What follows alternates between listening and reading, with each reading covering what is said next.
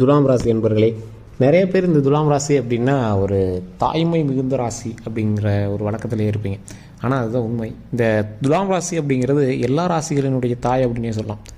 ஒரு இலகிய மனோபாவம் கொண்ட ஒரு அருமையான ராசி இந்த துலாம் ராசி. அது மட்டும் கிடையாது, பலரினுடைய ஒரு நல்ல விஷயங்கள் நடக்கணும் அப்படின்னா பலரும் வந்து துலாம் ராசி தான் முன்னாடி கூப்பிட்டு பண்ணுவாங்க. சார், கடந்த காலத்தை பொறுத்த வரைக்கும் நிறைய பேருக்கு நீங்கள் தான் வந்து எல்லாத்துக்கும் முன்னுதாரணமாக இருந்தீங்க. ஆனால் தற்போதைய காலத்தில் பல கஷ்டங்களை அனுபவிக்கக்கூடியவங்களும் நீங்கள் தான் இருக்கீங்க. நிறைய தூக்கமின்மை, நிறைய மன உளைச்சலாம் சந்திச்சிங்க. இனி வரக்கூடிய காலங்களில் உங்களுக்கு எப்படி இருக்க போகுது அப்படிங்கிறதா இந்த வீடியோவாக இருக்கும். நிறைய பேர் சில விஷயத்தை வெளியே சொல்ல முடியாமையும், உங்களுடைய தாய் தந்தையர் வந்து உங்களை தனித்துவமாக பார்க்குறதும், இல்லை உங்களுக்கு வந்து பார்த்திங்கன்னா உங்களுடைய தாய் தந்தையர் உங்களை வந்து ஒரு 2-3 பேராக இப்போ பசங்க பிள்ளைங்களாம் இருக்கீங்க அப்படின்னா உங்களுக்கு மட்டும் கொஞ்சம் ஒரு எப்படி சொல்கிறது, உங்களை மட்டும் தனியாக பார்க்குற மாதிரியும், உங்களுக்கு வந்து எதுவும் பண்ணாத மாதிரியும் ஒரு ஃபீல் வந்து இன்றைக்கும் துலாம் ராசிக்காரர்களுக்கு இருக்கும். நிறைய நன்மைகள் செய்யக்கூடிய ஒரு ராசியாக இருந்தாலும் பிறர் இதை பண்ணணும் அப்படின்னு எதிர்பார்க்காத ஒரு ராசியினர் இந்த துலாம் ராசினர். சரி, இன்னைக்கு காலகட்டம் வரைக்கும் பல கஷ்டங்களை அனுபவித்து வருமானம், பணம் இதெல்லாம் ஒரு பக்கம் இருந்தாலும் அதை விட எனக்கு வந்து மன நிம்மதி தான் பெருசு, மன சந்தோஷம் தான் பெருசு அப்படின்னு சாட்டிஸ்ஃபேக்ஷனுக்காகவே வாழக்கூடியவங்க இந்த துலாம் ராசினர். இந்த துலாம் ராசினருக்கு வரக்கூடிய காலங்கள் எப்படி இருக்க போகுது அப்படிங்கிறத இந்த வீடியோ. நிறைய பேர் தனிப்படையான ஜோதிடம் பார்க்கணும் அப்படின்னு ஆசைப்பட்டீங்க. அப்படி நிறைய பேர் தனிப்படையான ஜோதிடம் பார்க்கணும் அப்படின்னா கீழே வந்து டிஸ்கிரிப்ஷனில் கான்டாக்ட் நம்பர் டீட்டெயில்ஸ் கொடுத்துருக்கேன். ஜஸ்ட் கால் பண்ணி கேட்டு தெரிஞ்சுக்கோங்க. அது மட்டும் இல்லாமல் ஒரு பிரபல ஜோதிடனுடைய நம்பர் கீழே கொடுத்துருக்கேன். இவர் வந்து நிறைய ஜோதிடர்களுக்கு ஆசான் மட்டும் கிடையாமல் நிறைய அரசியல் பிரமுகர்களுக்கும் நிறைய சினிமா ஆக்டர்ஸுக்கும் ஜோதிடம் பார்க்கக்கூடியவர். ஸோ இவர் ஒரு விஐபி ஜோதிடர். உங்களுக்கு ஃபோன் பண்ணும் அப்படிங்கிற ஒரு காரணம் இருக்குது அப்படிங்கிற பட்சத்தில் ஜஸ்ட் நீங்கள் வந்து ஃபோன் மூலமாகவே நீங்கள் வந்து உங்களோட ஜோதிடத்துக்கான பலனை வந்து கேட்டு தெரிஞ்சுக்கலாம். சரிங்க, இது மட்டும் இல்லாமல் இன்னைக்கு காலகட்டத்தில் நிறைய அரசியல் சம்மந்தப்பட்ட விஷயங்களுக்கும் இவர் ஜோதிடம் பார்த்துருக்காரு. உங்களுக்கு வேணும் அப்படின்னா கீழே கான்டாக்ட் நம்பர் டீட்டெயில்ஸ் கொடுக்குறேன். ஜஸ்ட் கால் பண்ணி கேட்டு தெரிஞ்சுக்கோங்க. சரிங்க, இப்போ துலாம் ராசியை பற்றி நம்ம தெரிஞ்சுக்கலாம். துலாம் ராசினர் வாழ்க்கையில் மிகப்பெரிய கஷ்டங்களையும் மிகப்பெரிய இன்னல்களையும் சந்தித்த ஒரு மிகப்பெரிய ராசி.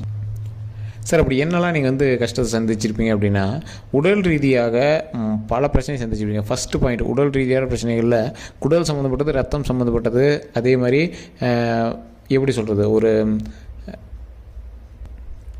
வெளியே சொல்ல முடியாத உறுப்புகள் சம்மந்தப்பட்ட பிரச்சனைகளில் துலாம் ராசினருக்கு கடந்த சில வருடங்களாக சில நெடுகள் இருந்திருக்கும், பல கஷ்டங்கள் இருந்திருக்கும்.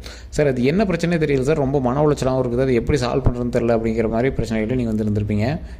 ஸோ இவங்களுக்கு இனி வரக்கூடிய காலங்கள் பொற்காலங்கள் அப்படின்னே சொல்லலாம். அந்த உடல் ரீதியான பிரச்சனை வந்து ஒரு விடிவு காலம் அப்படின்னே சொல்லலாம். மனம் சம்மந்தப்பட்ட விஷயத்தில் கொஞ்சம் நெருடலாகவும் பல கஷ்டங்களையும் அனுபவிச்சிருந்த இந்த ராசியினருக்கு வரக்கூடிய காலங்கள் பொற்காலங்களாக அமைப்போது. ஏன் அப்படின்னு கேட்டிங்கன்னா, நீங்கள் வருந்திய சில விஷயங்கள் நன்மைகளாக இனி வந்து சேரும். அதை கடந்த ஒரு 5 மாதங்களாகவே நீங்கள் வந்து அனுபவிச்சிருப்பீங்க. பல நாளாக கஷ்டப்பட்ட ஒரு விஷயம் கொஞ்சம் சால்வ் ஆகிருக்கும். பல நாளாக ஏங்கிட்டு இருந்த ஒரு விஷயம் வந்து உங்களுக்கு கிடச்சிருக்கும். சரி, இது மட்டும் இல்லாமல் பல நாளாக நீங்கள் வந்து ஒரு விஷயத்துக்கு பார்த்துட்டு இருந்திருப்பீங்க. சரி, இப்போ குழந்தை இல்லாமல் இருக்குது, குழந்தை கிடைக்கணும் அப்படின்னு ஆசைப்பட்டிருப்பீங்க. அது மட்டும் இல்லாமல் பல பேருக்கு வந்து திருமணம் ஆகாமல் இருந்திருக்கும், திருமணம் ஆகணும் அப்படின்னு ஆசைப்பட்டிருப்பீங்க. அதுக்கு எல்லாமே இப்போ ஒரு ஸ்டெப் எடுக்கிறது உங்களுக்கு வந்து நல்லாவே தெரிஞ்சிருக்கும்.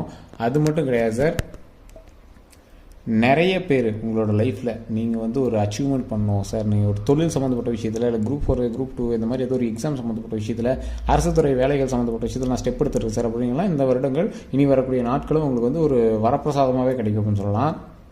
அது மட்டும் இல்லை சார், உங்களோட லைஃப்பில் நீங்கள் எதிர்பார்த்தது மட்டும் இல்லை, உங்களுடைய தாய் தந்தையோ உங்களோட கணவன் மனைவியோ இது ஒரு விஷயத்துக்காக எதிர்பார்த்துருக்கு சார், ரொம்ப நாளாக தடைப்பட்டுக்கிட்டே இருக்குது சார், ஆனால் அது எப்போ நடக்கும் அப்படின்னு எதிர்பார்த்துருக்கு சார் அப்படிங்கிறவங்களுக்கு இந்த வருடம் நல்ல ஒரு சிறந்த வருடமாகவும், இனி வரக்கூடிய வருடத்தில் அது ஒரு எடுத்து வைக்கக்கூடிய ஸ்டெப்பாகவும் இருக்கும். எப்படி சார், எக்ஸாமுக்காக ட்ரை பண்ணிகிட்டு இருந்தோம், ஜஸ்ட் பாஸ் ஆகிட்டோம், ஆனால் வெயிட்டிங் லிஸ்ட்டில் இருக்குது சார், குழந்தைக்காக வெயிட் பண்ணிகிட்ருக்கோம், என்ன பண்ணாலும் ஒவ்வொரு மாதம் நிற்கிது, ஒரு மாதம் இதாக இருக்குது சார், திருமணத்துக்காக பார்த்துருந்தோம், ஸ்டெப்பு எடுத்து நிச்சயம் வரைக்கும் வருது சார், ஆனால் அது வந்து கேன்சல் ஆகிட்டு இருந்துச்சு சார், என்ன பண்ணுறது தெரியல அப்படிங்கிறவங்களாம் இனி வரக்கூடிய காலங்களில் அது அப்படி அப்படியே சொல்யூஷன் வந்து சால்வ் ஆகிட்டே வரும். ஏதாவது ஒரு சின்ன சின்ன நெருடர்கள், சின்ன சின்ன விஷயத்தினால நீங்கள் வந்து தள்ளி மறுபடியும் போட்டிருப்பீங்க. அதை எப்போ வெறுத்து போச்சு பார்த்து என்ன பண்ணே தெரியலப்பா, அது கண்டுக்காமே இருக்குப்பா அப்படிங்கிறவங்களாம் அதுக்கான ஸ்டெப்பை எடுக்கலாம். ஏன் சார் அந்த ஸ்டெப்லாம் எடுக்கணும் அப்படின்னு பார்த்தீங்கன்னா, நீங்கள் வந்து வெறுத்து தள்ளி வைக்கிற ரேஞ்சில் தான் இப்போ இருப்பீங்க. உங்களோட குழந்தைகளுக்கு ஏதாவது ஒரு உடல் பிரச்சனை, மனப்பிரச்சனை நீங்கள் வந்து சந்திச்சிருப்பீங்க. கடந்த வருடங்களில் உங்களோட மகள்லாம் இருக்காங்க அப்படின்னா சில உடல் ரீதியான விஷயங்கள்லாம் நீங்கள் வந்து ஹாஸ்பிட்டல்லாம் போயிருந்துருப்பீங்க. அவங்களுக்கு தேவையான விஷயங்கள்லாம் நீங்களே வந்து பண்ணியிருப்பீங்க. ஸோ இந்த மாதிரி விஷயங்கள்லாம் நீங்கள் வந்து பண்ணியிருப்பீங்க. அவங்களுக்குலாம் இந்த வருடம் ஒரு சலிச்சு போயிருக்கு, என்னடா இதே வேலையை பார்த்துட்ருக்கோம் அப்படிங்கிற மாதிரி இருந்திருக்கும். மருத்துவ ரீதியான விஷயங்கள்லாம் நீங்கள் வந்து பார்த்து உங்களுக்கே சலிச்சு போயிருக்கு, என்னடா அது அப்படிங்கிற மாதிரி சலிச்சு போயிருக்கும். அவங்களுக்கு எல்லாத்துக்குமே இது மேலே எந்த ஒரு ப்ராப்ளமும் கிடையாது. தொழில் ரீதியாக வெயிட்டிங்கில் இருந்தவங்க, சார் தொழிலில் நிறைய வருமானத்துக்காக பார்த்துட்டு இருந்தோம், என்ன பண்ணாலும் ஒரே ஒரு ஸ்டேஜ்லேயே போயிட்டுருக்கு சார். எப்படி சொல்கிறது, ஒரு கடன் இப்போ ஒரு மாதம் சம்பாதிக்கிறாங்க சார், சம்பாதிக்கிறோம், அதை கடன் கட்டுறதுக்கும் அனைத்து விஷயத்தை ஓட்டுறதுக்கும் அனைத்து தேவைகளை ஓட்டுறதுக்குமே சரியாக இருக்குது. இதில் சேவிங்ஸ்னு ஒன்று வைக்க முடியல சார் அப்படிங்கிறீங்களா, இனிமேல் வந்து கொஞ்சம் கொஞ்சமாக சேவிங்ஸ் வைக்க ஆரம்பிப்பீங்க. இந்த கடன் பிரச்சனைலாம் கொஞ்சம் கொஞ்சம் சால்வ் பண்ண ஆரம்பிக்க சார். நிறைய விஷயங்களை வந்து நாங்கள் குடும்பத்துக்காகவும் ஃபேமிலிக்காகவுமே நாங்கள் வந்து சாட்டிஸ்ஃபை பண்ணிகிட்ருக்கோம், எங்களுக்குன்னு ஒன்றுமே பண்ணிக்கல சார். சார் இனிமேல் வைரமாக ஜொலிக்கக்கூடிய ஒரு நேரமாக இருக்குது. துலாமுக வைரம் அப்படிங்கிறது ஆப்டாக செட் ஆகக்கூடிய ஒரு விஷயம் அப்படின்னு சொல்லலாம். வைரமாக ஜொலிக்கக்கூடிய அளவுக்கு உங்களோட ஆபரணங்களும் உங்களுடைய சந்தோஷமும் வந்து உங்களுக்கு வந்து அதிகப்படியாக வரக்கூடிய ஒரு நாட்களாக இனி வரக்கூடிய நாட்கள் அமைய போகுது சார். நிறைய பேர் கஷ்டப்பட்டுட்டு இருந்த காலம் இனி அப்படியே பக்கம் திருப்பி அடுத்த பக்கம் சார். சார் ஃபஸ்ட்டு பக்கம் நீங்கள் கஷ்டத்தை பார்த்தாச்சு, ஸோ அடுத்தது நன்மை அப்படிங்கிற ஒரு பக்கத்தை திருப்பி பார்க்க போகிறீங்க, அதுக்கான காலம் அமையுது. இது எந்தெந்த விஷயத்தில் நன்மை அப்படிங்கிறதான் இப்போ நீங்கள் வந்து பார்க்கணும். ஃபஸ்ட்டு விஷயம் முன்னாடியே சொன்னது தான், குழந்தைகள் இல்லாதவங்களுக்கு குழந்தைகள் கிடையாது அதிகமான வாய்ப்பு இருக்குது. ஸோ அதை வந்து நீங்கள் ஏதாவது மருத்துவ ரீதியாக ஒரு டாக்டர் பார்க்கணும் இல்லை ஏதாவது பார்க்கணும் அப்படின்னா இப்போ நீங்கள் வந்து ஸ்டெப் எடுக்க வேண்டியதான ஒரு முக்கியமான காலகட்டத்தில் இருக்கீங்க. திருமண ரீதியாக ரொம்ப நாள் தடைப்பட்டு இருக்குது சார், ஸ்டெப்பை எடுக்காம விட்டோம், இப்போ நீங்கள் ஸ்டெப் எடுங்க. அதே மாதிரி இந்த விஷயங்கள்லாம் தடைப்பட்டு இருக்குது சார், அது எப்படி தான் பண்ணுறதே தெரில அப்படிங்கிறீங்களா, குலதெய்வ வழிபாடு கண்டிப்பாக பண்ணிட்டு, துலாம் ராசி பொறுத்த வரைக்கும் குலதெய்வ வழிபாடு தான் மெயின். இந்த குலதெய்வ வழிபாடை பண்ணிவிட்டு அடுத்து உடனடியாக நீங்கள் வந்து போயிட்டு நீங்கள் வந்து டாக்டர் செக்கப்போ இல்லை திருமணத்துக்கு ஸ்டெப் எடுக்கிறதோ இது எல்லாமே பண்ணிங்க அப்படின்னா ஆட்டோமேட்டிக்காக குழந்தை இருக்கிறவங்களுக்கு குழந்தையும் அதே மாதிரி திருமணம் ஆதவங்களுக்கு திருமணமும் வந்து கண்டிப்பாக நடக்கும். ஏன்னா இந்த காலகட்டம் உங்களுக்கு அள்ளி கொடுக்க வேண்டிய காலகட்டம். அதுலேயுமே கொஞ்சம் தடங்களாக இருக்குது அப்படின்னா குலதெய்வ வழிபாடோ அடுத்தது தட்சிணாமூர்த்தி வழிபாடு தான் கண்டிப்பாக தேவை. தட்சிணாமூர்த்தி வழிபாடில் நெய் விளக்கேற்றி நீங்கள் வந்து வழிபட்டீங்க அப்படின்னா போதுமானது. இதுதான் அதில் மெயின். நீங்கள் பணம் செலவு பண்ணால் அதெல்லாம் ஒன்றும் கிடையாது. தட்சிணாமூர்த்தி வழிபாடு பண்ணிங்க அப்படின்னா போதுமானது. இல்லை சார் இது எல்லாம் நான் ஏற்கனவே பண்ணேன், ஆனால் இன்னும் பெரிய ஒரு நம்பிக்கை எதுவும் கிடைக்கல, காலகட்டம் நல்லா தான் இருக்குது அப்படின்னு சொல்கிறாங்க, ஆனால் ஒன்றும் இதாக நடக்கலை அப்படின்னா உங்களோட தனிப்படையான ஜாதகத்தை கண்டிப்பாக பாருங்கள். அதேமாதிரி உங்கள் கூட இருக்கிறவங்களோட ஜாதகத்தையும் கண்டிப்பாக பாருங்கள். சார் நிறைய பேர் துலாம் ராசியில் 10 கோடி பேர் இருக்காங்க அப்படின்னா 10 கோடி பேருக்கு நன்மை நடக்கிறது இல்லைங்க. காரணம் என்ன அப்படின்னு பார்த்தீங்கன்னா உங்களோட கூட இருக்கக்கூடிய மற்ற ராசிகள், உங்களுடைய தாய் தந்தரோ இல்லை நீங்கள் உங்களுக்கான குழந்தைகளோ இல்லை உங்களோட சகோதர சகோதரிகளோ இவங்க மாதிரி ஜாதகம் உங்களோட சேர்ந்து இணைஞ்சு இருக்கும்போது அதை வந்து உங்களோட ஜாதகம் வந்து பீட் பண்ணால் தான் உங்களுக்கு வந்து மேல் ஓங்கி வரும். ஸோ அதை வந்து நீங்கள் வந்து மெயினாக கவனிக்கணும். சரிங்க, இது மட்டும்தான் அப்படின்னு பார்த்தீங்கன்னா இது மட்டும் கிடையாது. உங்களுடைய தனிப்படையான ஜாதகத்தில் தசாபுத்தின்னு ஒன்று இருக்குதுங்க. நீங்கள் என்ன தான் உங்களுக்கு வந்து நார்மலான இது வந்து போயிட்டு இருந்துச்சு அப்படின்னாலும் தசாபுத்தி வச்சு தான் உங்களுக்கு வந்து கணிக்கவே முடியும். ஸோ அந்தபடியான தசாபுத்தி வந்து உங்களுக்கு வந்து பீட் பண்ணுது அப்படிங்கிற பட்சத்தில் குலதெய்வ வழிபாடு பண்ணிக்கிட்டே இருந்தீங்க அப்படின்னா தசாபுத்திக்கு தகுந்தாற் போல் கொஞ்சம் உங்களுக்கு வந்து ரிலாக்ஸேஷன் கிடைக்கும், ரிலீஃப் கிடைக்கும்.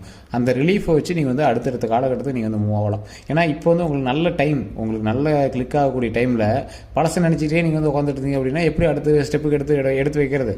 ஸோ அதுக்கான வழி என்னவோ அதுக்கான துணிச்சலான செயல்பாடு என்னவோ அதை நீங்கள் பண்ணீங்க அப்படின்னா வாழ்க்கை மென்மேலும் நன்மையை நோக்கி பிரயாணிக்கக்கூடிய ஒரு நேரமாக இருக்க போகுது. அதான் சார் உங்கள் கையில் வந்து ஒரு வெள்ளை பேப்பர் ஃப்ரெஷ்ஷாக கிடச்சிருக்கு சார். அந்த வெள்ளை பேப்பரில் நல்லதை எழுதுறது உங்களோட கையில் தான் இருக்குது. எழுதாமல் பழசை நினச்சிட்டே உட்காந்துருந்தீங்க அப்படின்னா தேவையில்லாத விஷயம்தான்.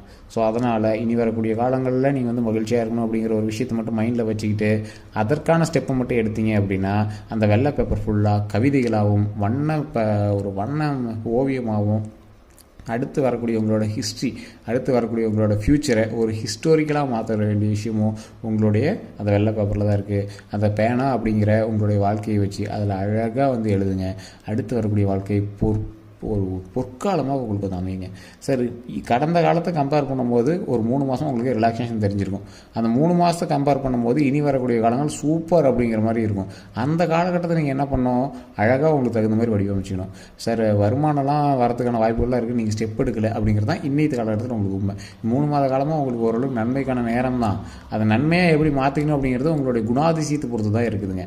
ஏன்னா ஒருத்தர் வந்து லாட்ரி அடிக்க வேண்டிய நேரத்தில் அது எதுக்கு அப்படின்னு தூக்கி போகிறதுலாம் ஒரு கிரக அமைப்பு அப்படின்னு சொல்லலாம். கூட இருக்க வேண்டிய ராசி வந்து தட்டி போகிறதுக்கான வாய்ப்புகள்னு சொல்லலாம். இன்றைக்குமே நீங்கள் வந்து தனியாக தொழில் பண்ணலான்னு கூட நினச்சிப்பீங்க, உங்களோட ஃபேமிலி விட்டுருக்க மாட்டாங்க.